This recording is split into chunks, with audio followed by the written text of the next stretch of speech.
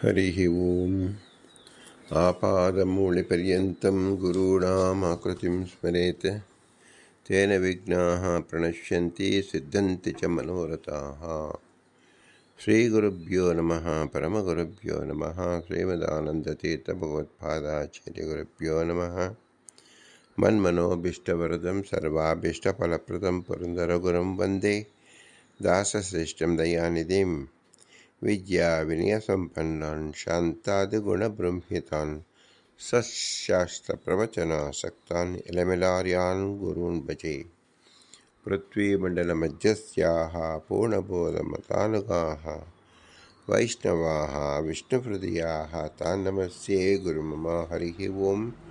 ಶ್ರೀಶಾಪಾಹಿ ಅನಂತಕೋಟಿ ಬ್ರಹ್ಮಾಂಡ ನಾಯಕ ಎಂಬುದು ಶ್ರೀ ಪುರಂದರದಾಸರು ರಚಿಸಿದ ಭವ್ಯ ಗ್ರಂಥ.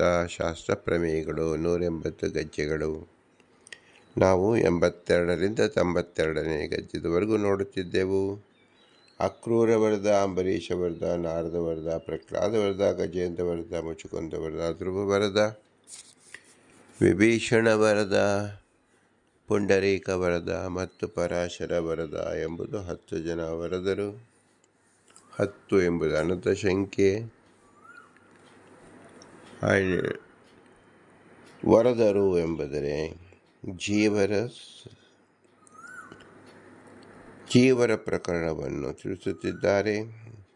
ಅನಂತ ಜೀವರು ಜೀವಗಣಃ ಹರೇರನುಚರಾಃ ನೀಚ ಚ ಭಾವಂ ಗತಃ ಎಂಬುದು ಜೀವರ ಮುಖ್ಯ ಲಕ್ಷಣವಾಗಿದೆ. ಈ ಲಕ್ಷಣವನ್ನು ನಾವು ತಿಳಿಯುತ್ತಾ ಜೀವನಲ್ಲಿ ಇರಬಹುದಾಗಿರತಕ್ಕಂಥ ಕರ್ತೃತ್ವ ಮತ್ತು ಪ್ರಯತ್ನ ಎಂಬುದನ್ನು ನಾವು ತಿಳಿಯುತ್ತಾ ಬಂದಿದ್ದೇವೆ. ಜೀವನದಲ್ಲಿ ಕರ್ತೃತ್ವ, ಪ್ರಯತ್ನ ಇದರ ಸದುಪಯೋಗ ಮಾಡಿಕೊಂಡು ಜೀವನು ಕರ್ಮವನ್ನು ಮಾಡುತ್ತಾನೆ. ಕರ್ಮವನ್ನು ಮಾಡುವಾಗ 16 ಬಗೆಯ ಕರ್ಮಗಳಿದೆ. ನಹಿ ಕ್ಷಣಮಪಿ ತಿಷ್ಠನ್ ಜಾತಂ ಅಕರ್ಮಕೃತು ಅಂದರೆ ಒಂದು ಕ್ಷಣವೂ ಕರ್ಮ ಮಾಡದೇ ಇರಲು ಯಾವ ಜೀವರಿಗೂ ಸಾಧ್ಯವಿಲ್ಲ ಎಂಬುದು ಭಗವದ್ಗೀತೆಯಲ್ಲಿ ಕೃಷ್ಣನ ಮಾತಾಗಿರುವುದರಿಂದ ಇದು ಸನಾತನವಾದದ್ದು, ನಿರಂತರವಾದದ್ದು ಎಂಬುದನ್ನು ತಿಳಿಯಬೇಕು. ಹಾಗಾದರೆ ಯಾವ ಕರ್ಮ ಜೀವರಿಗೆ ವಿಹಿತವು, ಯಾವುದು ಅವಿಹಿತವು, ಯಾವುದು ಕಾಮ್ಯ ಎಂದು ಚಿಂತಿಸಿದಾಗ ವಿಹಿತವಾದ ಕರ್ಮವನ್ನು ಮಾತ್ರ ಮಾಡಿದಾಗ ನಿತ್ಯ ಕರ್ಮಗಳು ವಿಹಿತ ಕರ್ಮ ಎನಿಸಿಕೊಳ್ಳುತ್ತದೆ. ಸಂಧ್ಯಾವಂದನಾದಿಗಳು ವಿಹಿತ ಕರ್ಮ ಅಂದರೆ ನಿತ್ಯ ಕರ್ಮವನ್ನು ಮಾಡದೇ ಹೋದರೆ ಪ್ರತ್ಯವಾಯ ಅಂದರೆ ಶಿಕ್ಷೆ ಉಂಟು, ದಂಡ ಉಂಟು. ಯಾವ ಕರ್ಮವನ್ನು ನಾವು ಮಾಡದೇ ಹೋದರೆ ನಾವು ದಂಡವನ್ನು ತೆರಬೇಕಾಗುತ್ತದೆ. ಯಾವ ಕರ್ಮವನ್ನು ಮಾಡಿದರೆ ದಂಡ ಇರುವುದಿಲ್ಲ. ನಾವು ಇದೆರಡನ್ನು ನಾವು ಮುಖ್ಯವಾಗಿ ಇಟ್ಟುಕೊಳ್ಳಬೇಕು. ಆದ್ದರಿಂದ ಪ್ರತಿಯೊಬ್ಬ ಜೀವನು ಒಂದು ಕರ್ಮವನ್ನು ಮಾಡುತ್ತಿದ್ದಾನೆ ಎಂದು ಹೇಳಿದಾಗ ದಂಡ ತೆರೆಯುವ ಕರ್ಮ ಮಾಡುತ್ತಿದ್ದಾನೋ ಅಥವಾ ದಂಡವಿಲ್ಲದ ವಿಹಿತವಾದ ಕರ್ಮ ಮಾಡುತ್ತಿದ್ದಾನೋ ಎಂಬುದನ್ನು ಯಾವುದರಿಂದ ನಾವು ತಿಳಿಯಬೇಕು ಅಂದರೆ ಜೀವನ ಕರ್ತೃತ್ವದಿಂದ, ಪ್ರಯತ್ನದಿಂದ ತಿಳಿಯಬೇಕು. ಮನುಷ್ಯ ಜನ್ಮವನ್ನು ಯಾತಕ್ಕೆ ಶ್ರೇಷ್ಠ ಎಂದು ತಿಳಿಸುತ್ತಾರೆ ಶ್ರೀ ಪುರಂದರದಾಸರು ಅಂದರೆ ಬೇರೆ ಜನ್ಮಗಳು ಎಲ್ಲರೂ ಕೆಲಸ ಮಾಡುತ್ತಾರೆ. ಎಲ್ಲ ಪಶುಗಳು ಕೆಲಸ ಮಾಡುತ್ತದೆ, ಚಲಿಸುತ್ತದೆ. ಎಲ್ಲ ವೃಕ್ಷಗಳು ಕೆಲಸ ಮಾಡುತ್ತದೆ, ಫಲವನ್ನು ಕೊಡುತ್ತದೆ, ನೀರು ಕುಡಿಯುತ್ತದೆ. ಎಲ್ಲವೂ ಕೆಲಸವೇ ಆಯಿತು. ನೆರಳನ್ನು ಕೊಡುತ್ತದೆ, ಇದೆಲ್ಲವೂ ಕೆಲಸವೇ ಆಯಿತು. ಆದರೆ ಪ್ರಯತ್ನಪೂರ್ವಕವಾಗಿ ವೇದೋಕ್ತವಾದದ್ದನ್ನು ನಾನು ಆಚರಿಸುತ್ತಿದ್ದೇನೆ ಎಂಬ ಪ್ರಜ್ಞೆ ಕೇವಲ ಮನುಷ್ಯರಿಗೆ ಮಾತ್ರ ಇರುತ್ತದೆ. ಆ ಮನುಷ್ಯರಲ್ಲಿಯೂ ಸಹ ಎಲ್ಲ ಮನುಷ್ಯರು ಇರುವುದಿಲ್ಲ. ಯಾರು ಸಂಸ್ಕಾರವಂತರೋ ಅವರಿಗೆ ಈ ವಿಧಿ ಮತ್ತು ನಿಷೇಧ ಎಂಬುದು ತಿಳಿದಿರುತ್ತದೆ. ಯಾರಿಗೆ ವಿಧಿ ತಿಳಿದಿರುತ್ತದೋ ಅವರು ವಿಧಿಯನ್ನು ಆಚರಿಸುತ್ತಾರೋ, ಯಾರು ನಿಷೇಧವನ್ನು ತಿಳಿದಿರ್ತಾರೋ ನಿಷೇಧವನ್ನು ಆಚರಿಸುವುದಿಲ್ಲ. ಒಂದೇ ನಾಣ್ಯದ ಎರಡು ಮುಖದಂತೆ ಯಾವುದೇ ಕರ್ಮವನ್ನು ನಾವು ಆಚರಿಸಬೇಕು ಎಂಬುದು ತಿಳಿಯಬೇಕು, ಯಾವ ಕರ್ಮವನ್ನು ಆಚರಿಸಬಾರದು ಎಂಬುದನ್ನು ತಿಳಿಯಬೇಕು. ಅದೇ ಪೂರ್ಣ ಜ್ಞಾನ.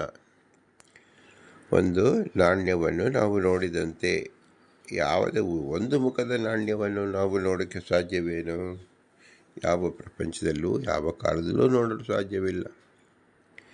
ಹಾಗಾದರೆ ಅಸೃಜಾವಸ್ಥೆಯಲ್ಲಿ ಅಜ್ಞಾನಿಗಳು, ಮಾನುಷೇತರು, ಮನುಷ್ಯರು ಯಾರಿಗೆ ಜ್ಞಾನವಿಲ್ಲದೋ ಅವರು ಮಾಡತಕ್ಕಂಥದ್ದು ಏಕಮುಖವಾಗಿರುತ್ತದೋ ದ್ವಿಮುಖವಾಗಿರುತ್ತದೋ ಅಂದರೆ ಅವರು ಅಜ್ಞಾನಿಗಳಿಂದ ಮಾಡುತ್ತಾರೆ. ಅಜ್ಞಾನದಿಂದ ಮಾಡುತ್ತಾರೆ ಅಂದರೆ ಏನರ್ಥ?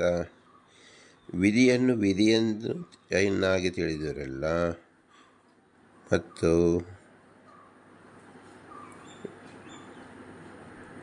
ಯಾವುದು ಕಾಮ್ಯವೋ ಅದು ಕಾಮ್ಯಕ ಎಂದು ತಿಳಿದಿರಲ್ಲ, ನಿತ್ಯವಾದುದನ್ನು ನಿತ್ಯವಾಗಿ ಎಂದು ತಿಳಿದಿರುವುದಿಲ್ಲ. ಎಲ್ಲವೂ ಅನ್ಯತಾಕಾರವಾಗಿ ತಿಳಿದಿರುತ್ತಾರೆ ಎಂದು ಅರ್ಥ. ಹಾಗಾದರೆ ತಿಳಿದಿರುವುದಂತೂ ಸಹಜ, ಯಾರೂ ಸುಮ್ಮನೆ ಕುಳಿತುಕೊಳ್ಳುವುದಿಲ್ಲ. ಯಾರು ವೇದೋಕ್ತವಾದ ಜೀವೋಪಿಕರ್ತ ಶಾಸ್ತ್ರಾರ್ಥವತ್ವಾತ್, ಶಾಸ್ತ್ರವನ್ನು ಓದದೆ, ಶಾಸ್ತ್ರವನ್ನು ತಿಳಿಯದೆ, ಶಾಸ್ತ್ರವನ್ನು ಅವರು ಗುರು ಹಿರಿಯರಿಂದ ಬೋಧಿಸಿಕೊಳ್ಳದೆ ಯಾವ ಕರ್ಮವನ್ನು ಮಾಡಿದರೂ ಆ ಕರ್ಮವು ಸಾಧನೆಗೆ ಉಪಯೋಗವಾಗುವುದಿಲ್ಲ. ಅಸೃಜಾವಸ್ಥೆಯಲ್ಲಿ ನ ಕ್ಷಣಮಪಿ ತಿಷ್ಟಂ ಜಾತಂ ಅಕರ್ಮಕೃತು ಅಂತ ಹೇಳಿದಾಗ ಅಸೃಜಾವಸ್ಥೆಯಲ್ಲಿ ಮಾಡಿದ ಕರ್ಮಗಳಲ್ಲೂ ನಮಗೇನಾಗಿತ್ತು? ಬಂಧಕ ರೂಪವಾಯಿತು. ಅದನ್ನು ನಾವು ಅನಾದಿ ಕಾಮಕರ್ಮ ಎಂಬುದು ವಾಸನೆ ರೂಪವಾಗಿ ನಿಂತಿದೆ. ಅನಾದಿ ಕಾಮಕರ್ಮ ಪರ್ವತಾಕಾರವಾಗಿ ಬೆಳೆದಿದೆ ಅಂತ ನಾವು ಯಾತಕ್ಕೆ ಹೇಳ್ತಾ ಇದ್ದೀವಿ ಅಂದರೆ ನಮಗೆ ಬೇಡವಾದ ಕರ್ಮವನ್ನು ಮಾಡಿದ್ದೇವೆ ಅಂತ ಅರ್ಥ. ನಮಗೆ ಬೇಕು ಬೇಡ ಎಂಬುದರ ವಿಮರ್ಶೆ, ವಿವೇಕ ಇಲ್ಲದೆ ಮಾಡತಕ್ಕಂಥ ಕರ್ಮವು ನಮಗೆ ದುಃಖವನ್ನು ತಂದುಕೊಡುತ್ತದೆ. ಕದಾಚಿತ್ ಸ್ವಲ್ಪ ಸುಖವನ್ನು ಕೊಡಬಹುದಾದರೂ ಸಹ ಅದರ ಪ್ರಜ್ಞೆಯೇ ಇಲ್ಲದಂತೆ ಕೇವಲ ದುಃಖ ಪ್ರಚುರವಾದ ಕರ್ಮಗಳನ್ನೇ ಮಾಡಿರುತ್ತಾರೆ. ಉದಾಹರಣೆಗೆ, ಯಾವ ವಿದ್ಯಾಭ್ಯಾಸ ಇಲ್ಲದೇ ಇರತಕ್ಕಂಥ ಅವನು ಈಗಿನ ಕಾಲದಲ್ಲಿ ಬಹಳ ಕಷ್ಟಪಟ್ಟು ಕೆಲಸ ಮಾಡುತ್ತಾರೆ. 24 ಗಂಟೆಯಲ್ಲಿ 14 ಗಂಟೆಗಳ ಕಾಲ ಶ್ರಮ ವಹಿಸಿ ದೈಹಿಕವಾದ ಅತ್ಯಂತ ಉಗ್ರವಾದ ಕೆಟ್ಟ ಕೆಲಸವನ್ನು, ಕಷ್ಟ ಕೆಲಸವನ್ನು, ಗಟ್ಟಿ ಕೆಲಸವನ್ನು ಮಾಡುತ್ತಾರೆ. ಸೌದೆ ಹೊಡೆಯುವುದು,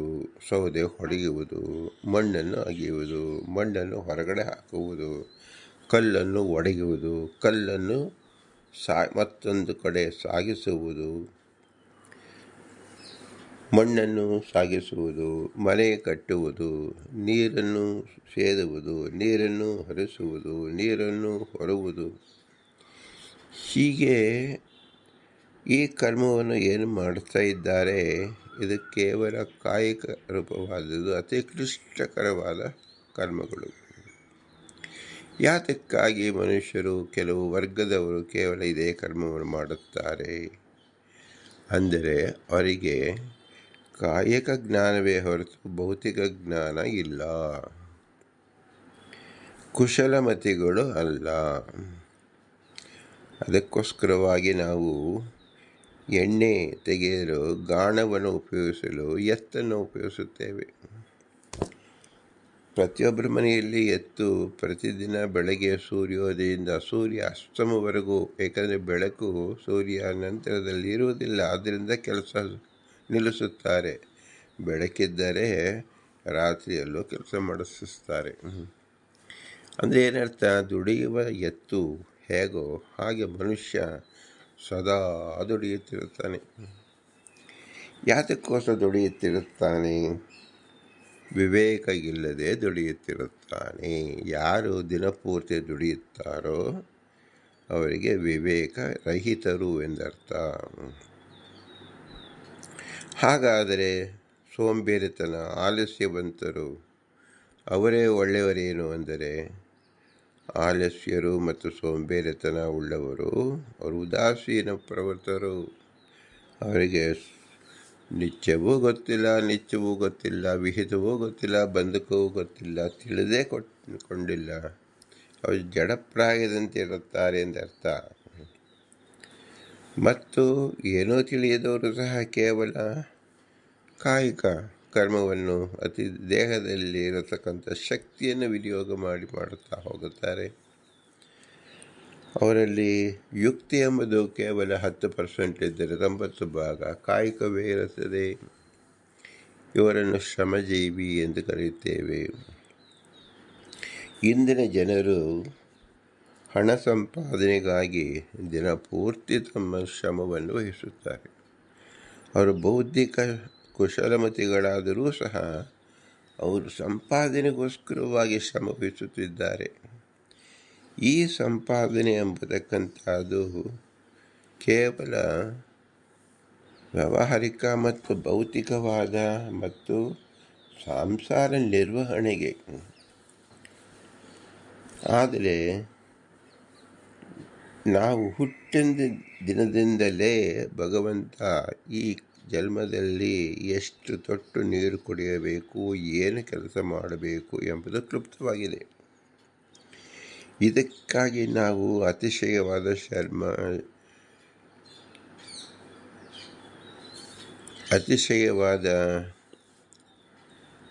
ಶ್ರಮವನ್ನು ವಹಿಸಬೇಕಾಗಿಲ್ಲ. ಇದು ಸಿದ್ಧವಾದದ್ದು. ಮುಂದಿನ ಜನ್ಮ ಎಂಬತಕ್ಕಂಥದ್ದು ನಾವು ಇನ್ನೂ ಸಿದ್ಧವಾಗಿಲ್ಲ. ಅದಕ್ಕೋಸ್ಕರವಾಗಿ ನಾವು ಸಿದ್ಧ ಮಾಡಿಕೊಳ್ಳಬೇಕು. ಉದಾಹರಣೆಗೆ, ಒಂದು ಅಡಿಗೆಯನ್ನು ಮಾಡಿದ್ದೇವೆ. ಮಾಡಿದ್ದನ್ನು ಅದನ್ನು ಉಣ್ಣುವುದು ಮಾತ್ರ ಬಾಕಿ. ಆಹಾರವನ್ನು ಉಪಯೋಗಿಸಿಕೊಳ್ಳುವುದು, ಭೋಗಿಸುವುದು ಎಂದರ್ಥ. ಅಂದರೆ ಅದಕ್ಕೋಸ್ಕರವಾಗಿ ಬೇಯಿಸಿದ ಅನ್ನಕ್ಕೋಸ್ಕರವಾಗಿ ನಾವು ಪೈರು ಹಾಕಬೇಕಾಗಿಲ್ಲ, ನೀರು ಬಿಡಬೇಕಾಗಿಲ್ಲ, ಪೈರು ಕತ್ತರಿಸಬೇಕಾಗಿಲ್ಲ. ಸಿದ್ಧವಾದ ಆಹಾರ ಮನೆಯಲ್ಲಿ ಇದೆ. ಹಾಗಾದರೆ ಇವತ್ತು ನಾವು ರೈತಾಪಿ ಜನಗಳು ನಾವು ಮಾಡುತ್ತಿದ್ದೇವಲ್ಲ, ಅದು ನಾಡಿನ ಊಟಕ್ಕೋಸ್ಕರವಾಗಿ. ನಾವು ಇಂದು ತಿನ್ನುತ್ತಿರುವ ಹುಣಸೆ ಹಣ್ಣು ನಮ್ಮ ತಾತ ಮುತ್ತಾತರು ಹಾಕಿದ ಬೀಜದಿಂದ ಬಂದಂಥ ಹುಣಸೆ ರಸವನ್ನು ನಮ್ಮ ಅಡಿಗೆಗೆ ಬಳಸಿದ್ದೇವೆ. ಇಂದು ನಾವು ಬೀಜ ಹಾಕಿದರೆ ಅದರ ರಸ ಸಿಗುವುದು ಮತ್ತೆ 16 ವರ್ಷಗಳ ನಂತರದಲ್ಲಿ. ಇದು ಏನು ತೋರಿಸ್ಕೊಡ್ತಾ ಇದೆ ಅಂದರೆ, ಈ ಮನುಷ್ಯ ಜನ್ಮದಕ್ಕೆ ಬೇಕಾದಂತಹ ಕರ್ಮ, ಅದರ ಫಲವ ಹಿಂದಿನ ಜನ್ಮದಲ್ಲೇ ಮಾಡಿರುತ್ತೇವೆ. ಹಾಗಾದರೆ ನಾವು ಏನೂ ಮಾಡಬಾರದೇನು ಅಂದರೆ, ಹಿಂದಿನ ಜನ್ಮದಲ್ಲಿ ಮಾಡಿದ್ದನ್ನು ನಾವು ಒಂದು ಕರೆಂಟ್ಗೆ ಸ್ವಿಚ್ ಹಾಕಿದರೆ ಹೇಗೆ ಲೈಟು ಬರುತ್ತದೋ ಹಾಗೆ ಅಲ್ಪ ಪ್ರಯತ್ನವನ್ನು ಮಾಡಿದರೆ ನಮಗೆ ಹಿಂದಿನ ಜನ್ಮದಲ್ಲಿ ಮಾಡಿದ ಈ ಜನ್ಮದಲ್ಲಿ ಉಣಬಹುದಾಗಿರ್ತಕ್ಕಂಥ ಫಲವು ನಮಗೆ ಬಂದೇ ಬರುತ್ತದೆ. ಇದಕ್ಕೆ ಕೆಲವರು ಅಧಿಕವಾದ ಶ್ರಮವನ್ನು ಹಾಕುತ್ತಾರೆ, ಮಧ್ಯಮ ಶ್ರಮವನ್ನು ಹಾಕುತ್ತಾರೆ, ಅಲ್ಪ ಶ್ರಮವನ್ನು ಹಾಕುತ್ತಾರೆ. ಅತಿಶಯವಾದ ಇಷ್ಟವನ್ನು ಇಟ್ಟುಕೊಂಡಿರ್ತಕ್ಕಂಥದ್ದು ಹೆಚ್ಚಾದ ಶ್ರಮವನ್ನು ಹಾಕುತ್ತಾರೆ. ಆದರೆ ಅತಿಶಯವಾದ ಶ್ರಮ ಹಾಕಿದರೂ ಸಹ ಅವರು ಬಳಸುವುದು ಕೇವಲ ಅತ್ಯಲ್ಪ ಪ್ರಮಾಣವನ್ನೇ. ಹಾಗಾದರೆ ಹೆಚ್ಚು ಶ್ರಮವನ್ನು ಯಾಕೆ ಹಾಕುತ್ತಾರೆಂದರೆ, ನಾಡಿನ ಸೌಕರ್ಯಕ್ಕೋಸ್ಕರವಾಗಿ, ನಾಡಿಗೂ ನನಗೆ ಬೇಕು ಎಂಬುದನ್ನು ಮನಸ್ಸಲ್ಲಿಟ್ಟುಕೊಂಡು ಹೆಚ್ಚಾದ ಹಣವನ್ನು ಸಂಗ್ರಹ ಮಾಡುತ್ತಾರೆ. ಹೆಚ್ಚಾದದ್ದು ನಾವು ದ್ರವ್ಯ ಸಂಗ್ರಹ ಮಾಡಿದರೆ ಅದು ನಮಗೆ ದುಃಖಕಾರಕವಾಗುತ್ತದೆ. ನಾವು ಪ್ರಯಾಣ ಮಾಡುವಾಗ ನಾವು 10 ಕಿಲೋ 5 ಕಿಲೋ ಲಗೇಜ್ ಇಟ್ಟುಕೊಂಡು ಹೋದರೆ ಸುಖವಾಗಿ ಎಲ್ಲಿ ಬೇಕಾದರೂ ಹೋಗಿ ಬರುತ್ತೇವೆ. 50 ಕಿಲೋ 100 ಕಿಲೋ 200 ಕಿಲೋ ಲಗೇಜನ್ನು ಹೊತ್ತಿದರೆ ಲಗೇಜ್ ಹೊತ್ತುಕೊಂಡು ಹೋಗುವುದೇ ಅತಿಶಯವಾದ ಪ್ರಯಾಸವಾಗುತ್ತದೆ. 5 ಕಿಲೋ ಲಗೇಜ್ ಹೊತ್ತವನು ಪ್ರಯಾಣ ಮಾಡುತ್ತಾನೆ. 50 ಕಿಲೋ ಲಗೇಜ್ ಹೊತ್ತವನು ಪ್ರಯಾಣ ಮಾಡುತ್ತಾನೆ. 200 ಕಿಲೋ ಹೊತ್ತ ಪ್ರಯಾಣಿಕನು ಪ್ರಯಾಣ ಮಾಡುತ್ತಾನೆ. ಆದರೆ ನಾವು ಇಲ್ಲಿ ಗಮನಿಸಬೇಕಾದ್ದು ಏನು? ಎಲ್ಲಿ ಯಾವ ಪದಾರ್ಥ ಹೇಗೆ ಸಿಗುತ್ತದೋ ಅದನ್ನು ಬಳಸಿಕೊಂಡು ಇರುವ ಪ್ರಯಾಣಿಕ ಕೇವಲ 5 ಕಿಲೋ ಲಗೇಜನ್ನು ಹೊತ್ತಿದ್ದರೆ ಸಾಕು. ತನ್ನ ಮನೆಯ ವಸ್ತ್ರವೇ ಬೇಕು ಎಂಬತಕ್ಕಂಥವನು 50 ಕಿಲೋವನ್ನು, ತಮಗೆ ಎಲ್ಲ ಸೌಕರ್ಯ ಮನೆಯಂತೆಯೇ ಇರಬೇಕು ಎಂಬುದಾಗಿ ಮತ್ತೆ ಎಲ್ಲ ಪರಿಕರ ಸಮೇತ ಪ್ರಯಾಣ ಮಾಡುವನು 200 ಕಿಲೋವನ್ನು ಹೊತ್ತಿರುತ್ತಾನೆ. ಈ ಹೊತ್ತಿರುವುದರಿಂದ ಏನಾಯಿತು? ಅಧಿಕವಾದ ಶ್ರಮ ಅವನಿಗಾಯಿತು. ಸಂಸಾರದಲ್ಲಿ ನಾವು ತಿಳಿಯಬೇಕಾದ್ದು ಇದೆ. ಸಿದ್ಧವಾದದ್ದು ಪ್ರಯಾಣ ಹೋಗುವುದು ನಮಗೆ ನಿಶ್ಚಿತ. ರೈಲು ಗಾಡಿ ಹೊರಡುವುದು, ಅದಕ್ಕೆ ಕ್ರಯವನ್ನು ಕೊಟ್ಟಿರುವುದು ಎಲ್ಲ ಪೂರ್ವ ಜನ್ಮದ ಸುಕೃತ ದುಷ್ಕೃತ ಫಲರೂಪ. ದಾರಿ ಸಾಗುವುದು ಮಾತ್ರ ಈ ಸಂಸಾರ. ದಾರಿ ಸಾಗುವಾಗ ನಾವು ಲಗೇಜ್ ಅನ್ನು ನಾವು ಇಟ್ಕೊಳ್ಳಬೇಕು. ಎಷ್ಟು ಇಟ್ಕೊಳ್ಳಬೇಕು? ಅತಿ ಕಡಿಮೆ ಇಟ್ಟುಕೊಂಡಾಗ ಹೆಚ್ಚು ಸುಖಕರವಾಗಿರುತ್ತದೆ ಎಂಬುದು ಇಂದಿನ ಕಾಲದಲ್ಲೂ ಸಹ ಪ್ರತಿಯೊಂದು ರೈಲು ಬಂಡಿಯಲ್ಲಿ ಅಂಟಿಸಿರುತ್ತಾರೆ. Less luggage more comfort. ಜೀವನದಲ್ಲಿ ಎಲ್ಲರಿಗೂ ಕಂಫರ್ಟ್ ಬೇಕು, ಅತಿಶಯ ಸುಖ ಬೇಕು ಅಂತ ತಿಳಿದುಕೊಂಡರೂ ಸಹ ಅವರು ಅತಿಶಯವಾದ ಲಗೇಜ್ ಹಾಕಿಕೊಂಡಾಗ ಅತಿಶಯ ಕಂಫರ್ಟ್ ದೊರಕುವುದು ಹೇಗೆ? ಅಂದರೆ ಇವರಿಗೆ ವಿಧಿ ಎಂಬುದು ತಿಳಿದಿಲ್ಲ. ಯಾವುದು ನಿಷೇಧ ರೂಪವಾದದ್ದು, ಯಾವುದು ವಿಧಿ ರೂಪವಾದ ಕರ್ಮ ಎಂಬ ವಿವೇಚನೆ ಇವು ಕರ್ತೃತ್ವ ಇದ್ದರೂ ಸಹ ಪ್ರಯತ್ನವನ್ನು ಹಾಕಿ ವಿಮರ್ಶೆ ಮಾಡಿಕೊಂಡಿಲ್ಲ. ನನಗೆ 100 ಜನ ಸಹಪಾಠಿಗಳು ಬೇಕು ಅಂತ ಹೇಳಿದರೆ 100 ಜನ ಹೊರಬ ಶಕ್ತಿ ನಮ್ಮಲ್ಲಿದ್ದರೆ ನಾವು ಅದನ್ನು ಅಂಗೀಕರಿಸಬೇಕು. ನಮ್ಮಲ್ಲಿ ಕೇವಲ 10 ಜನರು ಹೊರತಕ್ಕಂಥ ಶಕ್ತಿ ಇದ್ದರೆ 10 ಜನಕ್ಕೆ ನಾವು ಸಂತೃಪ್ತರಾಗಬೇಕು. ಒಬ್ಬನನ್ನು ಹೊರೆಯುವುದಾದರೆ ಕೇವಲ ಒಬ್ಬ ವ್ಯಕ್ತಿಯನ್ನೇ ನಾವು ಕಂಡುಕೊಳ್ಳಬೇಕು. ಇದು ಜೀವಿಸುವ ಅಜೀವನದ ಕರ್ತೃತ್ವ ಮತ್ತು ಪ್ರಯತ್ನದಿಂದ ಕರ್ಮವನ್ನು ಆರಿಸಿಕೊಳ್ಳುವಿಕೆ. ಕರ್ಮ ಎಂಬುದಂತೂ ನಿಶ್ಚಿತ ಮಾಡಲೇಬೇಕು. ಎಷ್ಟು ಮಾಡಬೇಕು, ಹೇಗೆ ಮಾಡಬೇಕು ಎಂಬುದು ಆಯಾ ಜೀವರ ಕರ್ತೃತ್ವ ಶಕ್ತಿ ಮತ್ತು ಆಯಾ ಜೀವರ ಪ್ರಯತ್ನಕ್ಕೆ ಸಂಬಂಧಿಸಿದ್ದು. ಬುದ್ಧಿವಂತನಾದವನು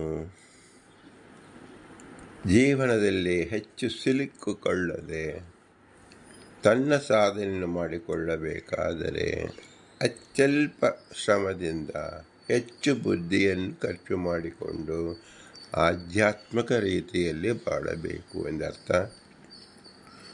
ಈ 3 ವಿಧ ಲಗೇಜ್ ಎಂಬುದೇ ಆಧ್ಯಾತ್ಮಿಕ, ಆದಿ ಭೌತಿಕ ಮತ್ತು ಆದಿ ದೈವಿಕ. ಯಾರು ಅತಿ ಕಡಿಮೆ ಲಗೇಜ್ ಇಟ್ಟುಕೊಂಡಿರ್ತಾರೋ ಅವರು ಆದಿ ದೈವಿಕ ಎಂದು ತಿಳಿಯಿರಿ. ತಮ್ಮ ತೂಕಕ್ಕೆ ಸರಿಯಾಗಿ ಲಗೇಜ್ ಇಟ್ಟುಕೊಂಡವರು ಅದು ಭೌತಿಕ ಎಂದು ತಿಳಿಯಿರಿ. ಮತ್ತು ಅತಿಶಯವಾಗಿ ಇಟ್ಟುಕೊಂಡಿರುವುದು ಆದಿ ದೈಹಿಕ ಎಂದು ತಿಳಿಯಿರಿ. ಹೀಗೆ ತಿಳಿದಾಗ 3 ಜನ ಜೀವರು ನಾವು ಪ್ರತಿದಿನ ಕಾಣುತ್ತೇವೆ. ತನ್ಮೂಲಕವಾಗಿ ಅವರಲ್ಲಿರ್ತಕ್ಕಂಥ ಜೀವನದ ಸೌಕರ್ಯ ಉತ್ತಮ, ಮಧ್ಯಮ, ಅಧಮ ಮಟ್ಟದಲ್ಲಿರುತ್ತದೆ. ಕರ್ಮ ಎಂಬುದು ಅನಿವಾರ್ಯ, ಆದರೆ ಅದರ ಆಯ್ಕೆ ಪ್ರತಿ ಜೀವರ ಕರ್ತೃತ್ವ ಮತ್ತು ಪ್ರಯತ್ನದಲ್ಲಿ ಅನುಸರಿಸುತ್ತದೆ. ಅದನ್ನು ಶ್ರೀಮದಾನಂದ ತೀರ್ಥರು ಶ್ಲೋಕದಲ್ಲಿ ಹೇಳುತ್ತಾರೆ. ನಚ ಮುಖ್ಯೇ ಸಂಭಾವ್ಯಮಾನೇ ಪಾರಂಪರ್ಯೇಣ ಔಪಚಾರಿಕಂ ಕಲ್ಪ್ಯಂ. न च जडानां स्वतः प्रवृत्तिसंभवति एतस्य वाक्षरस्य इत्यादि सर्वनियमनस्तुतेश्च द्रव्यं कर्मशकालस्य इत्यादिश्च अचिन्त्यशक्तिश्च उक्ताः जीवस्य च प्रतिबिम्बस्य बिम्बपूर्वैव चेष्टाः न कर्तृत्वम् इತ್ಯಾದಿ ನಿಷೇಧಶ್ಚ. ಕರ್ಮಗಳು ಪರಮಾತ್ಮನಿಂದಲೇ ಮಾಡಿಸಲ್ಪಡುತ್ತದೆ ಎಂದು ಇವನೇ ಸತ್ಕರ್ಮಗಳನ್ನು ಮಾಡಿಸುವನು.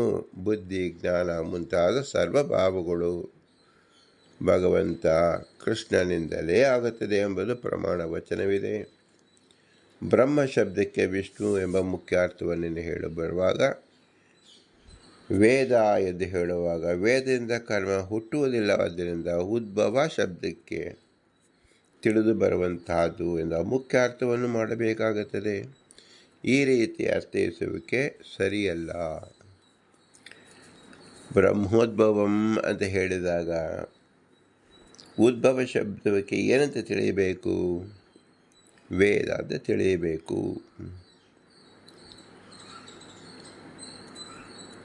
ಅಕ್ಷರವೆನಿಸಿದ ವಿಷ್ಣುವಿನ ಆಜ್ಞೆಯಿಂದ ನದಿಗಳು ಹರಿಯುತ್ತದೆ. ದ್ರವ್ಯ, ಕ್ರಿಯಾ, ಕಾಲ, ವಸ್ತು, ಸ್ವಭಾವ ಇವೆಲ್ಲವೂ ಭಗವದ್ ಅನುಗ್ರಹವಿದ್ದರೆ ಇದೆ, ಅವನು ಉಪೇಕ್ಷಿಸಿದರೆ ಇಲ್ಲ. ಈ ಶ್ರುತಿಯ ಮೂಲಕ ವೇದಕ್ಕೆ ಅರ್ಥವನ್ನು ತಿಳಿಸುವ ಸ್ವಭಾವವು ಭಗವದ್ ಅಧೀನವೆಂದು ತಿಳಿಯುತ್ತದೆ. ಭಗವಂತನಲ್ಲಿ ಅಚಿಂತ್ಯ ಶಕ್ತಿ ಇದೆ ಎಂದು ಹೇಳಿದ್ದರಿಂದ ವಸ್ತು ಸ್ವಭಾವವು ಅವನ ಅಧೀನವಾಗಿರುವುದು ಅಸಂಭಾವಿತವಲ್ಲ. ವೇದಾಭಿಮಾನಿ ಚೇತನರು ವಿಷ್ಣುವಿನ ಪ್ರತಿಬಿಂಬರಾದ್ದರಿಂದ ಬಿಂಬರೂಪ ವಿಷ್ಣುವಿನಿಂದಲೇ ಅವರಲ್ಲಿ ವ್ಯಾಪಾರಗಳು ನಡೆಯುತ್ತದೆ ಎಂದು ತಿಳಿಯಬೇಕು. ಎಲ್ಲವೂ ನನ್ನಿಂದಲೇ ಆಗುತ್ತದೆ ಅಂತ ತಿಳ್ಕೊಂಡವನು ಮೂರ್ಖನಾಗುತ್ತಾನೆ. ನನ್ನಿಂದ ಭಗವಂತ ಮಾಡಿಸುತ್ತಾನೆ, ನನ್ನಿಂದ ಹಿರಿಯರು ಮಾಡಿಸುತ್ತಾರೆ ಎಂಬರು ಬುದ್ಧಿವಂತರಾಗುತ್ತಾರೆ. ಅಕ್ಷರಾಣಿ ಪ್ರಸಿದ್ಧಾನಿ ತೇಭ್ಯೋ ಹಿ ಅಭಿವ್ಯಂಜತೆ ಪರಂ ಬ್ರಹ್ಮ ಅನ್ಯತಾ ಅನಾದಿನಿಧನಮಚಿಂತ್ಯಂ ಪರಿಪೂರ್ಣಮಪಿ ಬ್ರಹ್ಮ ಕೋ ಜಾನಾತಿ ನ ಚ ರೂಢಿಂ ವಿನಾ ಯೋಗಾಂಗೀಕಾರಯುಕ್ತಃ ಪರಮಾರ್ಥಶ್ಚ ತಸ್ಮಾತ್ ಸರ್ವಗತಂ ಬ್ರಹ್ಮ ಇತ್ತಿ ನ ಹಿ ಏಕೇನ ಶಬ್ದೇನ ದ್ವಿರುಕ್ತೇನ ಭೇದಶ್ರುತಿಂ ವಿನಾ ವಸ್ತುದ್ವಯಂ ಕುತ್ರಚಿದುಚ್ಯತೆ. ಬ್ರಹ್ಮ ಅಕ್ಷರ ಶಬ್ದಗಳಿಗೆ ಕ್ರಮವಾಗಿ ಪರಬ್ರಹ್ಮ, ಅಕ್ಷರಾದ್ಯಕ್ಷರಗಳು ಎಂಬ ರೂಢಾರ್ಥವನ್ನು ಬಿಟ್ಟು ವೇದ ಪರಬ್ರಹ್ಮ ಎಂಬ ಯೌಗಿಕ ಅರ್ಥ ಹೇಳುವುದು ಸರಿಯಲ್ಲ. ಬ್ರಹ್ಮ ಶಬ್ದಕ್ಕೆ ಪರಬ್ರಹ್ಮನೆಂದೇ ಅರ್ಥ. ಒಂದು ಪ್ರಕರಣದಲ್ಲಿ ಒಂದೇ ಶಬ್ದವನ್ನು 2 ಬಾರಿ ಪ್ರಯೋಗಿಸಿದಲ್ಲಿ ಅವೆರಡಕ್ಕೆ ಬೇರೆ ಬೇರೆ ಅರ್ಥ ಮಾಡಲು ಸರಿಯಾದ ಆಧಾರವಿಲ್ಲದಾಗ ಅವು ಬೇರೆ ಬೇರೆ ಅರ್ಥವನ್ನು ಎಲ್ಲಿಯೂ ಹೇಳುವುದಿಲ್ಲ. ಹಾಗಾದರೆ 2 ಸಾಲ ಯಾಕೆ ಹೇಳ್ತಾರೆ ಅಂದರೆ ಸ್ಪಷ್ಟೀಕರಿಸಲು, ದೃಢೀಕರಿಸಲು ಹೇಳುತ್ತಾರೆ ಅಂತ ತಿಳಿಯಬೇಕು. ಶಬ್ದಗಳು 2 ವಿಧ, ಯೌಗಿಕ ಮತ್ತು ರೂಢಿಕ. ಜ್ಞಾನಿ ಎಂದರೆ ಜ್ಞಾನವುಳ್ಳವನು, ಇದು ಯೌಗಿಕ ಶಬ್ದ. ಹಸು ಎಂಬ ಶಬ್ದವನ್ನು ಒಂದು ಜಾತಿಯ ಪ್ರಾಣಿ ಮಾತ್ರ ಪ್ರಯೋಗಿಸುವುದು ರೂಢಿ, ಆದ್ದರಿಂದ ಹಸು ಎಂಬುದು ರೂಢ ಶಬ್ದ. ಬ್ರಹ್ಮ ಶಬ್ದವನ್ನು ವಿಷ್ಣುವಿನಲ್ಲೇ ಪ್ರಯೋಗಿಸುವುದು ಶಾಸ್ತ್ರದ ರೂಢಿ, ಅವನು ವಿಸ್ತಾರವಾದುದು ಎಂದು ಬ್ರಹ್ಮ ಶಬ್ದಾರ್ಥ. ವೇದವು ವಿಸ್ತಾರವಾಗಿದೆ, ಆದ್ದರಿಂದ ಅದು ಬ್ರಹ್ಮ ಶಬ್ದಾರ್ಥವಾಗಬಹುದು. ಹೀಗಿದ್ದರೂ ಒಂದು ಶಬ್ದಕ್ಕೆ ಯೋಗ ಮತ್ತು ರೂಢಿಯಿಂದ ಬೇರೆ ಬೇರೆ ಅರ್ಥಗಳನ್ನು ಹೇಳಲು ಬಂದಾಗ ರೂಢಾರ್ಥವನ್ನೇ ಹೇಳಬೇಕೆಂದು ಶಾಸ್ತ್ರೀಯ ನಿಯಮ. ಆದ್ದರಿಂದ ಬ್ರಹ್ಮ ಶಬ್ದಕ್ಕೆ ವಿಷ್ಣು ಎಂಬ ರೂಢಾರ್ಥವನ್ನೇ ಹೇಳಬೇಕು ಎಂಬುದು ತಾತ್ಪರ್ಯ. ತಾನಿ ಚ ಅಕ್ಷರಾಣಿ ನಿತ್ಯಾನಿ ವಾಚಾ ವಿರೂಪ ನಿಶ್ಚಯ ಅನಾದಿನಿಧನ ನಿತ್ಯ ವಾಗಸೃಷ್ಟ ಸ್ವಯಂಭುವಃ ಅತಯೇವ ನಿತ್ಯತ್ವಂ ಇತ್ಯಾದಿ ಶ್ರುತಿ ಸ್ಮೃತಿ ಭಗವದ್ವಚನೇಭ್ಯಃ ಅದೋಷ ಶ್ಲೋಕ್ತಾಃ ಸಕಲಕರ್ತೇಃ. ನ ಚ ಬುದ್ಧಿಪೂರ್ವಕಮುತ್ಪತ್ತಾನಿ ತತ್ಪ್ರಮಾಣಾಭಾವಾತ್ ನಿಶ್ವಸಿತಶಬ್ದಸ್ಸು ಆಕ್ಷೇಪಾಭಿಪ್ರಾಯಃ ನ ಬುದ್ಧಿಪೂರ್ವಾಭಿಪ್ರಾಯಃ ಸ್ವಕಾಮಯತಾ ಇಚ್ಛಾದಿಶ್ಚ ಇಷ್ಟಂ ಹುತಂ ಇತ್ಯಾದಿರೂಪಪ್ರಪಂಚೇನ ಸಹ ಅಭ್ಯದಾನಚ್ಚ ಮಹಾತಾತ್ಮ್ಯವಿರೋಚೇತ್ತತಚ್ಚೋಕ್ತಂ ಪುರಸ್ತಾತ್ ನ ಹಿ ಅಸ್ವಾತಂತ್ರ್ಯೇಣ ಉತ್ಪತ್ತಿಕರ್ತುಃ ಪ್ರಾಧಾನ್ಯಂ ಅಸ್ವಾತಂತ್ರ್ಯಂ ಚ ತದ್ ಅತಿಪೂರ್ವಕತ್ವೇನ ಭವತಿ ಯಥಾ ರೋಗಾದೇನಂ ಪುರುಷಸ್ಯ ಛಜ್ಯತ್ವೇಪಿ.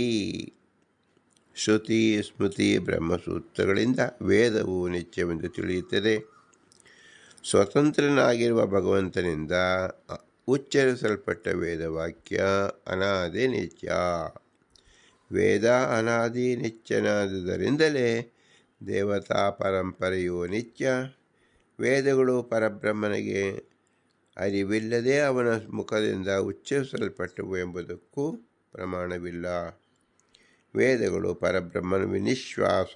ಇದರ ಅಭಿಪ್ರಾಯ, ಪರಬ್ರಹ್ಮನಿಗೆ ವೇದಗಳು ಉಚ್ಚಾರಣೆ ನಿಶ್ವಾಸ ಬಿಡುವಂತೆ ಪ್ರಯಾಸವಿಲ್ಲದ ಕಾರ್ಯ ಎಂಬುದೇ ಹೊರತು ಅವನಿಗೆ ಅರಿವಿಲ್ಲದೆ ಹೊರಬಂತು ಎಂದಲ್ಲ. ಅಷ್ಟೂ ಅಲ್ಲದೆ ಪರಬ್ರಹ್ಮನು ಜಗತ್ತನ್ನು ಸೃಷ್ಟಿಸುವನೆಂದು ಇಚ್ಛಿಸಿದನು ಎಂಬ ವಾಕ್ಯದಿಂದ ಇಚ್ಛೆಪಟ್ಟೇ ಎಲ್ಲವನ್ನು ಸೃಷ್ಟಿಸಿದನು ಎಂದು ತಿಳಿಯುತ್ತದೆ. ಇನ್ನು ಒಂದು ವಿಚಾರ ಏನೆಂದರೆ, ಪರಬ್ರಹ್ಮನ ಬುದ್ಧಿಯು ಅಪೇಕ್ಷೆ ಇಲ್ಲದೆಯೇ ವೇದಗಳ ಸೃಷ್ಟಿಯಾಗಿದೆ ಎನ್ನುವುದು ವೇದ ಮುಖ್ಯ ತಾತ್ಪರ್ಯಕ್ಕೆ ವಿರುದ್ಧವಾಗಿದೆ. ಉಪನಿಷತ್ತು ಹೀಗೆ ತಿಳಿಸುತ್ತದೆ: ವೇದಗಳು ಭಗವಂತನಿಂದ ರಚನೆಗೊಂಡಿದ್ದೇನೋ ಹೌದು, ಆದರೆ ಅದು ಅವನಿಂದ ಬುದ್ಧಿಪೂರ್ವಕ ರಚನೆಗೊಂಡ ಕೃತಿ ಅಲ್ಲ. ಅವನಿಗೆ ಅರಿವಿಲ್ಲದೆ ಅವನಿಂದ ಉಚ್ಚರಿಸಲ್ಪಟ್ಟ ಗ್ರಂಥರಾಶಿ. ಆದ್ದರಿಂದ ವೇದಗಳೆಲ್ಲವೂ ಪರಮಾತ್ಮನ ಉಸಿರು. ವೇದಗಳೊಂದಿಗೆ ಯಜ್ಞ, ಯಾಗಾದಿ ರೂಪ ಪ್ರಪಂಚವನ್ನು ಹೇಳಿ ಅವೆಲ್ಲವೂ ಬ್ರಹ್ಮನ ನಿಶ್ವಾಸವೆಂದೇ ಉಪನಿಷತ್ತು. ಆದ್ದರಿಂದ ನಿಶ್ವಸಿತಂ ಎಂದರೆ ನಿಶ್ವಾಸದಂತೆ ಪ್ರಯಾಸವಿಲ್ಲದಂತೆ ಸೃಷ್ಟಿಯಾದುದು ಎಂದೇ ಅರ್ಥ. ಉತ್ಪತ್ತಿ ವಚನಾನಿ ಅಭಿವ್ಯಕ್ತಾರ್ಥಾನಿ ಅಭಿಮಾನಿ ದೇವತಾ ವಿಷಯಾಣಿ ಚ ನಿತ್ಯ ಇತ್ಯುಕ್ತ ಉತ್ಕೃಷ್ಟೇತಿ ವಚನಾತ್.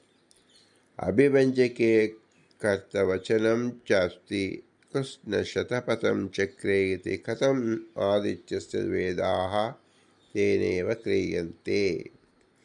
ವಚನಮಾತ್ರಚ್ಚ ನಿರ್ಣಯಾತ್ಮಕ ಶಾರೀರೋಕ್ತಂ ಬಲವತ್ ಶಾಸ್ತ್ರಂ ಯೋನಿಃ ಪ್ರಮಾಣಮಸ್ಯ ಇತಿ ಶಾಸ್ತ್ರಯೋನಿಂ ಜನ್ಮಾದ್ಯಸ್ಯ ಇತ್ಯುಕ್ತೆ ಪ್ರಮಾಣಂ ಹಿ ತತ್ರಾಪೇಕ್ಷಿತಂ ನ ತು ತಸ್ಯಾತತ್ವಂ ವೇದಕಾರಣತ್ವಂ ವಾ. ನ ಹಿ ವೇದಕಾರಣತ್ವಂ ಜಗತ್ಕಾರಣತ್ವೇ ಹೇತುಃ.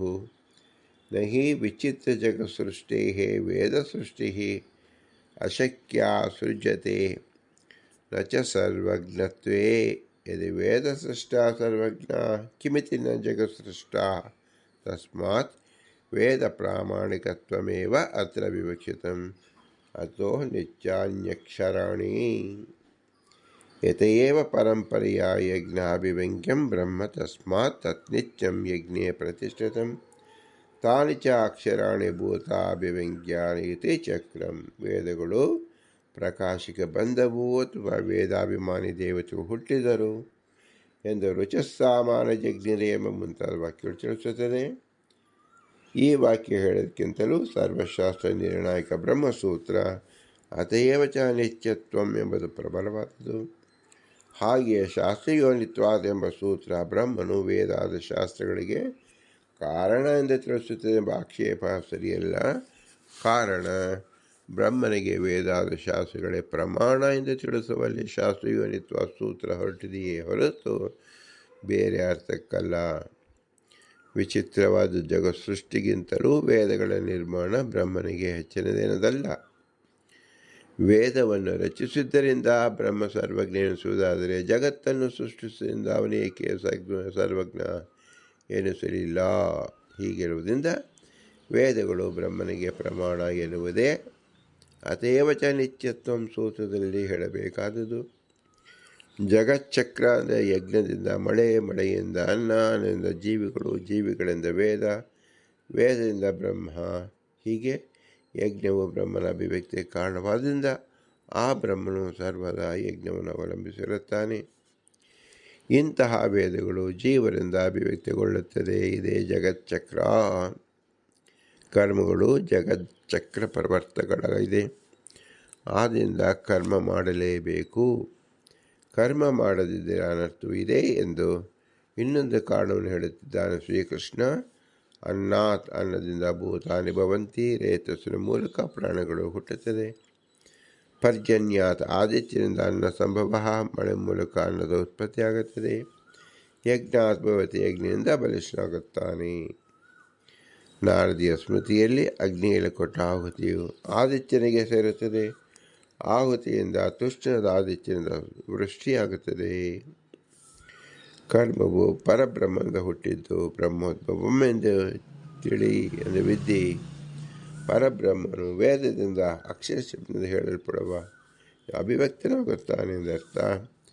ವೇದದಿಂದ ಸರಿಯಾಗಿ ಬ್ರಹ್ಮಜ್ಞಾನ ಪಡೆದವರಿಂದ ಭಗವಂತನು ಸತ್ಕರ್ಮವನ್ನು ಮಾಡಿಸುತ್ತಾನೆ.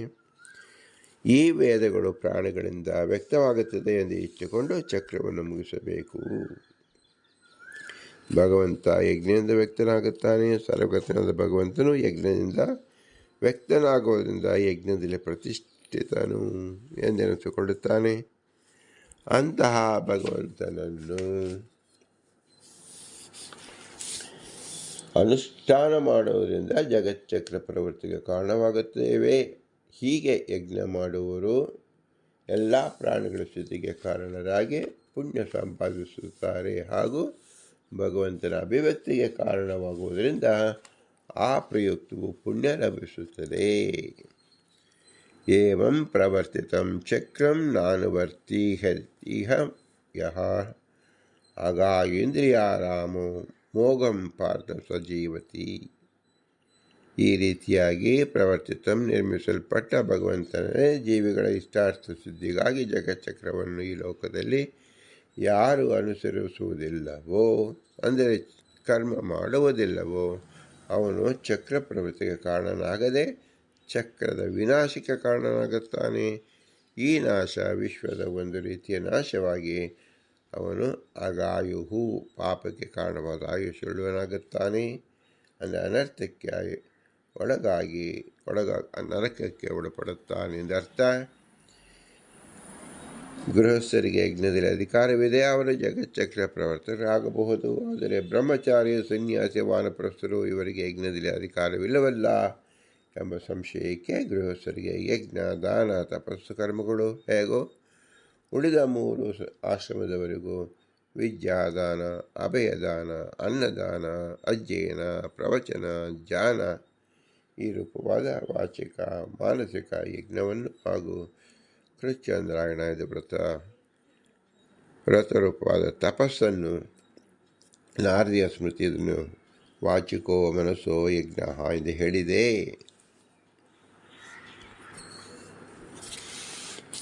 ತದೇತತ್ ಜಗಚ್ಚಕ್ರಂ ಯೋ ನಾನುವರ್ತಂತೆ ಸ ತದ್ವಿನಾಶಕತ್ವಾತ್ ಅಗಾಯುಃ ಪಾಪನಿಮಿತ್ತಮೇವ ಯಸ್ಯಾಯುಃ ಸ ಅಗಾಯುಃ.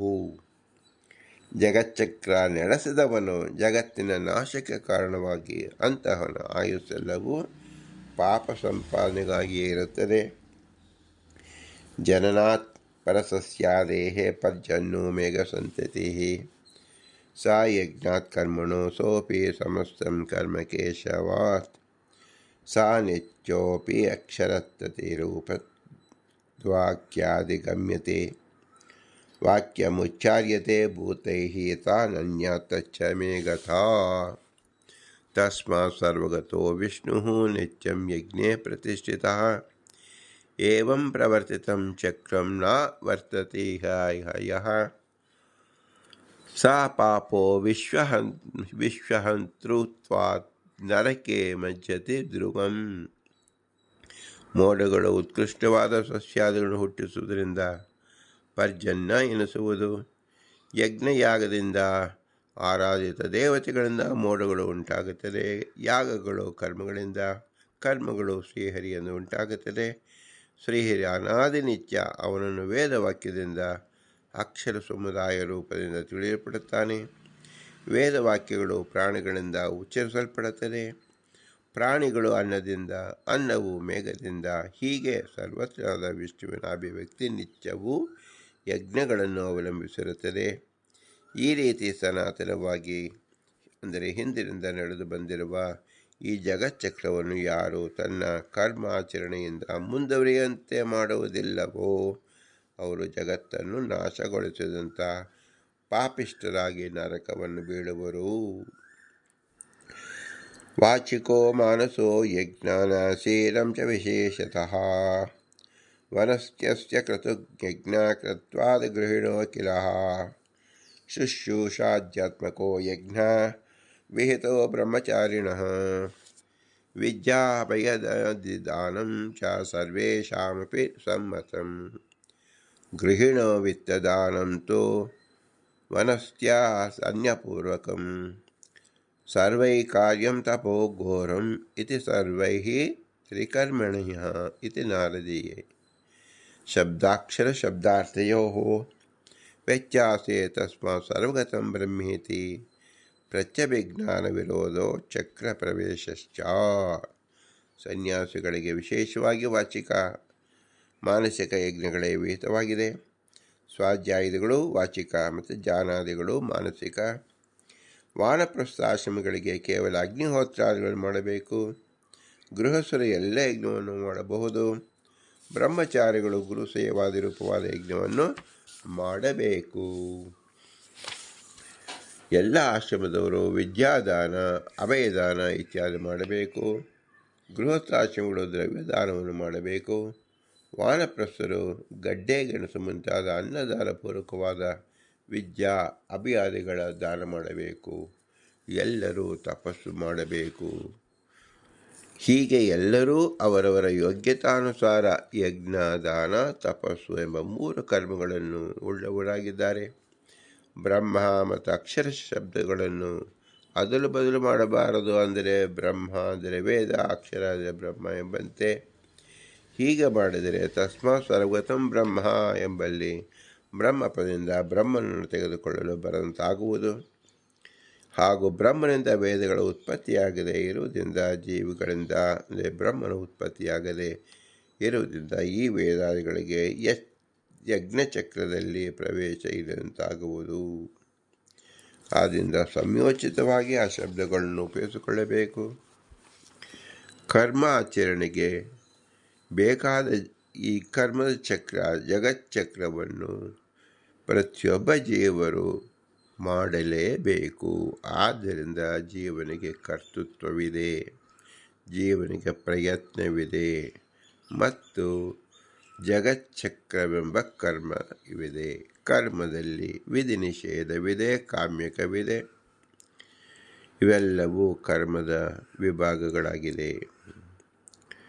ಯಾವ ಜೀವಿ ತಮ್ಮ ಕರ್ತೃತ್ವವನ್ನು ಬಳಸಿಕೊಂಡು ಶತಾಂಶ ಪ್ರಯತ್ನದಿಂದ ವೇದಾದಿ ಶ್ರುತಿ ಸ್ಮೃತಿಗಳಲ್ಲಿ ಉಕ್ತವಾಗಿರತಕ್ಕಂಥ ನಿತ್ಯ ವಿಧಿಗಳಾದ ಸಂಧ್ಯಾ ವಂದನಾದಿಗಳನ್ನು ಮಾಡುತ್ತಾರೋ, ಯಜ್ಞದಾನ ತಪೋ ಇದನ್ನು ಮಾಡುತ್ತಾರೋ, ಪ್ರವಚನವನ್ನು ಆಸಕ್ತರಾಗಿರುತ್ತಾರೋ, ಭಗವಂತನನ್ನು ಆರಾಧನೆ ಮಾಡತಕ್ಕಂಥ ಸುಲಭ ಉಪಾಯವನ್ನು ತಿಳಿಯುತ್ತಾರೋ ಅವರು ಎಲ್ಲ ಕರ್ಮವನ್ನು ಮಾಡಿದವರೆಂದು ತಿಳಿಯಬೇಕು.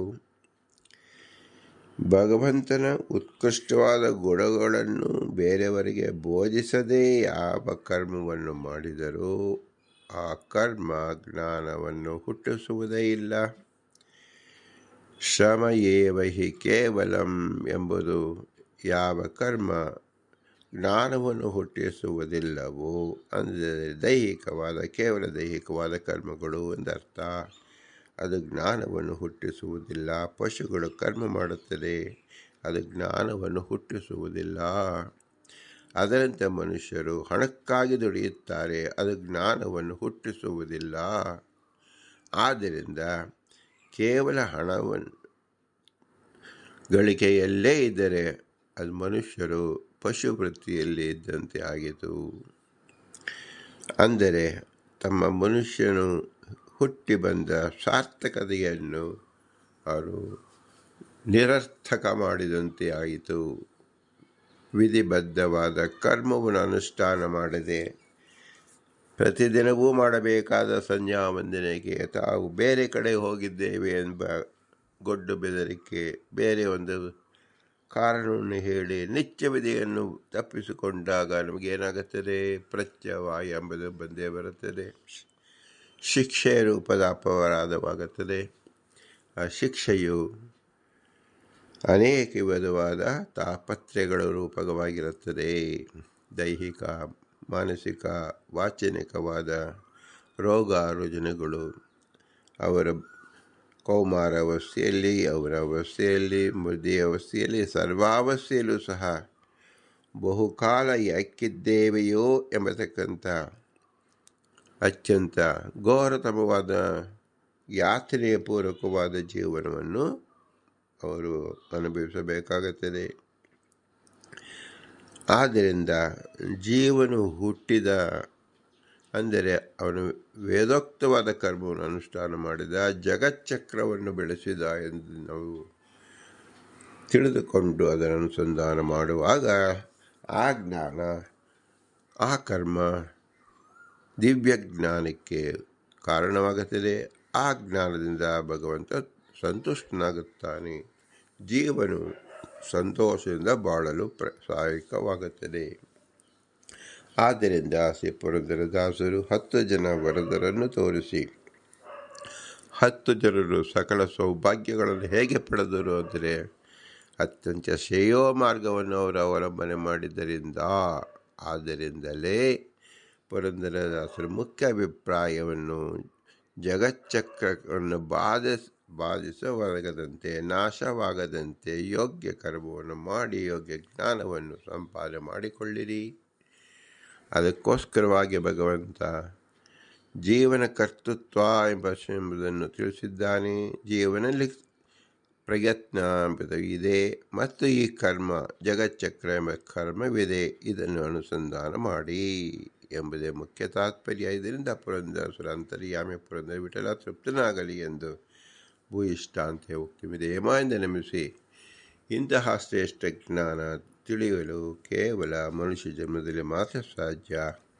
ಈ ಮನುಷ್ಯ ಜನ್ಮಕ್ಕೆ ಕಾರಣಕರ್ತರಾದ ತಂದೆ ತಾಯಿಗಳ ವಿಶೇಷ ಅನುಗ್ರಹ ರೂಪವನ್ನು ಚಿಂತಿಸಬೇಕು, ಅವರಿಗೆ ನಮಸ್ಕರಿಸಬೇಕು. ತಂದೆ ತಾಯಿಗಳ ಇರುವಿಕೆಗೆ ನೆರವಾದ ಅನೇಕ ಗುರು ಹಿರಿಯರನ್ನು ಸ್ಮರಿಸಬೇಕು, ಚಿಂತಿಸಬೇಕು, ಪೂಜಿಸಬೇಕು. ಇವರಲ್ಲಿ ಅಂತರ್ಯಾಮಿಯಾಗಿ ಯಾವಿರತಕ್ಕಂಥ ದೇವತೆಗಳು ನಮ್ಮ ಒಳಗಡೆ ನಿಂತು ಪ್ರೇರಣೆ ಮಾಡಿದ್ದರಿಂದ ಇಂದ್ರಿಯಾದಿ ದೇವತೆಗಳನ್ನು ವಿಶೇಷ ಪ್ರಾರ್ಥನೆ ಮಾಡಿ ಅವರ ಅನುಗ್ರಹ ಸಂಪಾದನೆ ಮಾಡಬೇಕು. ಅವರು ವಾಯುದೇವರ ಅಧೀನವಾಗಿ ಕೆಲಸ ಮಾಡಿದ್ದರಿಂದ ಎಲ್ಲ ಕೆಲಸವನ್ನು ವಾಯುದೇವರೇ ಮಾಡಿದ್ದಾರೆ. ಆದ್ದರಿಂದ ವಾಯುದೇವರು ತಮೇವ ಪ್ರತ್ಯಕ್ಷಂ ಬ್ರಹ್ಮಾಸಿ, ನಮಗೆ ಕಣ್ಣಿಗೆ ಕಾಣುವಂಥ ಪ್ರತ್ಯಕ್ಷವಾದ ಭಗವಂತನ ಮುಖ್ಯ ಬಿಂಬ, ಮುಖ್ಯ ಪ್ರತಿಬಿಂಬ ಯಾರು ಅಂದರೆ ವಾಯುದೇವರು.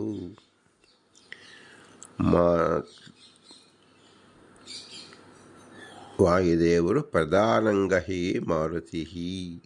ಭಗವಂತನ ತಿಳಿಯಬೇಕಾದರೆ ಪರ್ಸನಲ್ ಅಸಿಸ್ಟೆಂಟ್ ನಾವು ಹೇಳುತ್ತೇವೆ, PA ನೋಡಿದರೆ ಅವನ ಆಪ್ತ ಕಾರ್ಯದರ್ಶಿಯನ್ನು ನಾವು ನೋಡಿದಾಗ ಮುಖ್ಯಾಧಿಕಾರಿಯನ್ನು, ಮಹಾರಾಜರನ್ನು ನೋಡುವಂತೆ ಮುಖ್ಯ ಅಮಾತ್ಯರನ್ನು ನಾವು ಹೇಗೆ ಕಾಣಲು ಅವ್ರ ಮೂಲಕವಾಗಿ ನಾವು ರಾಜನ್ನು ನೋಡಬಹುದು. ಅದರಂತೆ ಮುಖ್ಯ ಕಾರ್ಯದರ್ಶಿಯಿಂದ ನಾವು ಇತರ ಅಧಿಕಾರಿಗಳನ್ನು ಹೇಗೆ ನೋಡುತ್ತೀವಿ, ಹಾಗೆ ವಾಯುದೇವರು ಪ್ರಧಾನಾಂಗಹಿ ಮಾರುತಿ, ಭಗವಂತನಿಗೆ ಆಪ್ತಸಖರು. ಆದ್ದರಿಂದ ನಾವು ಆಪ್ತಸಖ ಮೂಲಕವೇ ಹೊರಡಬೇಕು ಎಂಬುದು ವ್ಯವಹಾರದಲ್ಲೂ ಸಹ ಸಿದ್ಧವಾಗಿರ್ತಕ್ಕಂಥದ್ದು. ವೈದಿಕದಲ್ಲಿಯೂ ಸಹ ಭಗವಂತನ ಆಜ್ಞೆ ಮೂಲಕವಾಗಿ ವಾಯುದೇವರೇ ಸಕಲರಲ್ಲೂ ನಿಂತು ನಮಗೆ ಸುಜ್ಞಾನವನ್ನು ಕೊಡುತ್ತಿದ್ದಾರೆ. ಆದ್ದರಿಂದ ಅವರ ವಿಶೇಷವಾದ ಅನುಗ್ರಹಕ್ಕೆ ನಮಸ್ಕರಿಸಬೇಕು. ಆದರೆ ಇವರೆಲ್ಲರೂ ಅಸ್ವತಂತ್ರರು. ಸ್ವತಂತ್ರ ಭಗವಂತ ಲಕ್ಷ್ಮೀನಾರಾಯಣ ಮಾತ್ರ. ಅವನೇ ನಮ್ಮ ಬಿಂಬರೂಪ. ಆದ್ದರಿಂದ ಆ ಬಿಂಬರೂಪವನ್ನು ನಾವು ಇವರಲ್ಲಿ ನಿಂತು ಮಾಡಿಸಿಂದ ಅವನಿಗೆ ಹೇಗೆ ಪ್ರತ್ಯುಪಕಾರ ಮಾಡುವುದು? ಭೂಯಿಷ್ಟಾಂತರ ಮುಕ್ತಿ ವಿಧೇಮ, ಭೂಯಿಷ್ಟಾಂತರ ಮುಕ್ತಿ ವಿಧೇಮ, ಭೂಯಿಷ್ಟಾಂತರ ಮುಕ್ತಿ ವಿಧೇಮ ದೇವಿ ನಮ್ರವಾಗಿ ನಮಿಸೋಣ. ಭಾರತೀಯರ ಮುಖ್ಯ ಪ್ರಾಣ ಶ್ರೀಕೃಷ್ಣ. ಹರಿಗೆ ಓಂ, ಹರಿಗೆ ಓಂ, ಹರಿಗೆ ಓಂ.